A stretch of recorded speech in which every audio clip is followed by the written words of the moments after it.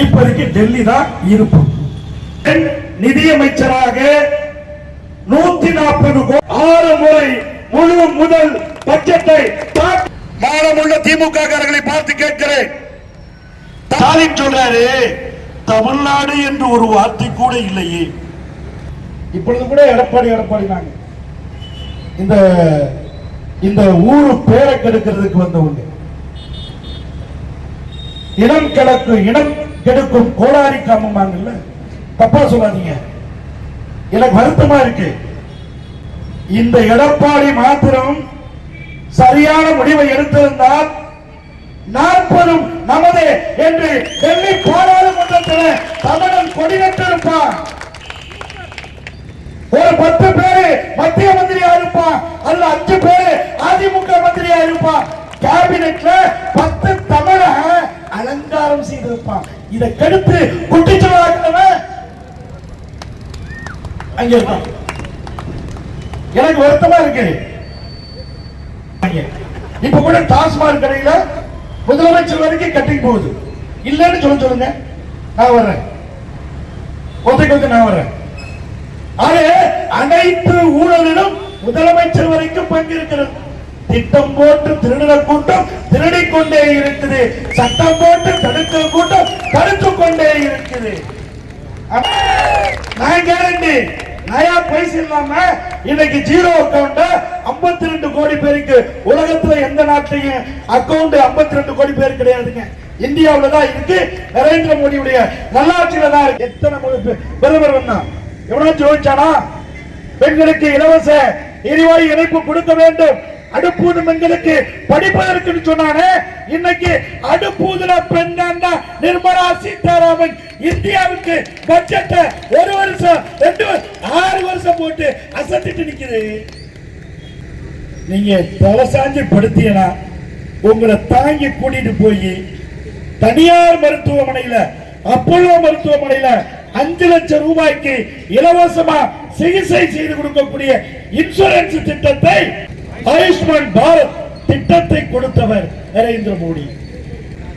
Covishield அப்புறம் கோவாக்சின், இந்த 2 அதையும் சும்மா 2 டோஸும் அத்தனை பேருக்கு போட்டு இந்திய மக்களை காப்பாற்றி புதிய வாழ்க்கை தந்தவன் உத்தம தலைவன் நரேந்திர மோடி. நம்ம எல்லாம் உயிரோடு இருக்கிறோம்னா, இந்த நாடு உயிரோடு இருக்கிறது என்று சொன்னால் நாம வணங்க வேண்டிய தெய்வம் நரேந்திர மோடி.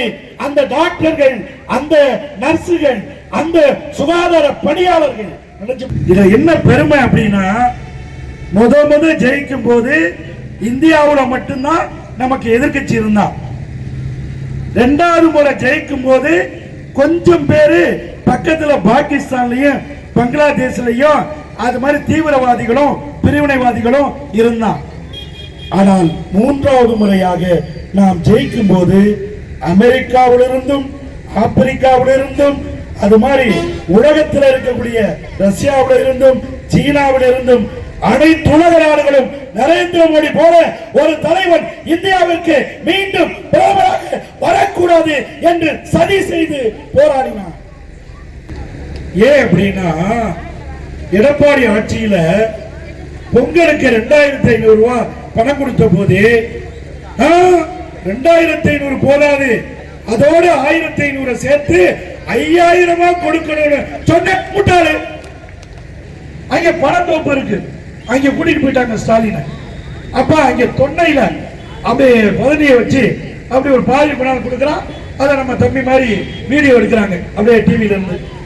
அவர் குடிச்சிட்டு அப்படின்ட்டு பதனி இனிக்குது, சக்கரை போட்டீங்களா அப்படி. இப்ப சொல்லுங்கம்மா, ஸ்டாலின் முட்டாளா? முட்டாளுக்கலாம் முட்டாளா? முட்டாளுக்கலாம் முட்டாளுக்கலாம் முட்டாளுக்கலாம் முட்டாளா? பாராளுமன்றத்துடைய மரபு. அவ்வாறு கிண்டப்பட்ட அல்வாவை அம்மையார் நிர்மலா சீதாராமன் எல்லாருக்கும் ஊட்டுறாங்க, பட்ஜெட் எடுத்துட்டு வர்றாங்க. இந்த நாட்டை சாதியாலும் மதத்தாலும் பிளந்தாடுவதற்கான ஒரு கட்சி காங்கிரஸ் கட்சி. அவனுக்கு ஜால்ரா போடுறதுக்கு திமுக, அதுக்கு இடப்பக்கமா வடப்பக்கமா ஊதுறதுக்கு உட்கார்ந்து இருக்கு கருக்கருவா சுத்திய எட்ஸெட்ரா எட்ஸெட்ரா.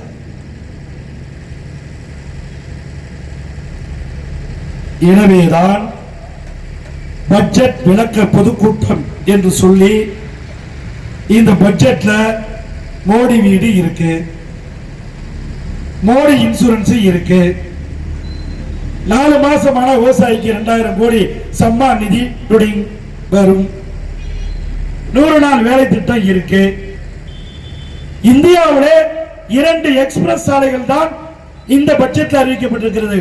ஒன்னு சென்னையிலிருந்து விசாகப்பட்டினம், சென்னையிலிருந்து சூரத், சென்னையிலிருந்து ஹைதராபாத் 8 வழிச்சாலை விமானத்தை ரோட்டில் இறக்கலாம். 45,000 கோடி பட்ஜெட்.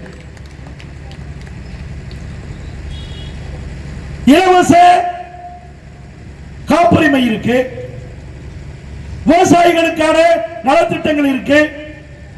1.5 லட்சம் கோடி விவசாயிகளுக்கு நிதி ஒதுக்கிய முதல் பட்ஜெட் இதுதான்.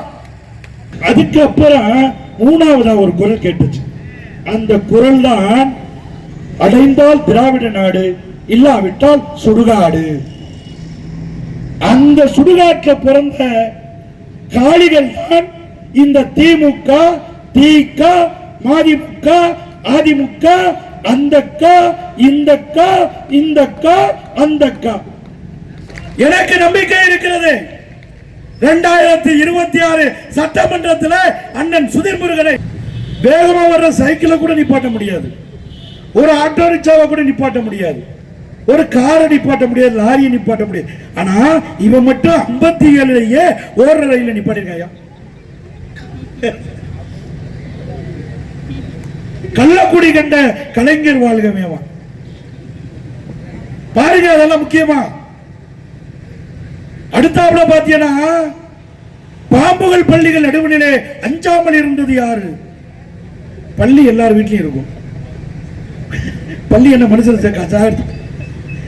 எல்லா வீட்லயும் பள்ளி இருக்குங்க. விளக்கு இருக்கிற வீட்டுல எல்லாம் பள்ளி இருக்கும். பள்ளி இருந்தா அது வீடு. நான் கருணாநிதி இருந்த ஜெயில் சிறையை பலமுறை பார்த்திருக்கேன். பாளையங்கோட்டையில தனியா ஒரு சின்ன வீடு, தப்பா நினைக்காதீங்க, ஒரு ஓட்டு வீடு தனியா, வரவேற்புரை, ஹாலு, கிச்சனு, பேப்பர் படிக்கிறதுக்கு எல்லா வசதியா அவருக்கு வச்சிருந்தாங்க. அதுல பள்ளி முடிச்சான். அந்த வீட்டை சுத்தி ஓலக்குட்டி ஓடுச்சான். உடனே பாட்டு எழுதிட்டாயா, பாளையங்கோட்டை சிறையினில்லை பாம்புகள் பள்ளிகள் நடுவில் இல்லை என்ற உடனே சிங்கத்துக்கு புலிக்கு இடையிலுமா உட்கார வச்சிருந்தோம். அஞ்சாமல்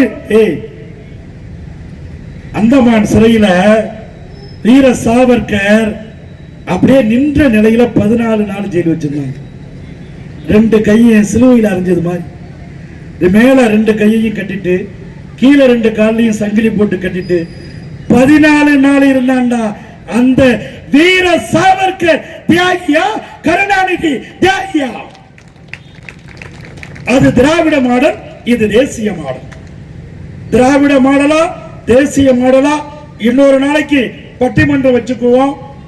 எத்தனை லட்சம் ஓட்டுன? 1.25 லட்சம் வாக்குகளை வழங்கிய அந்த வாக்காளர்களுக்கு நன்றி, நன்றி, நன்றி.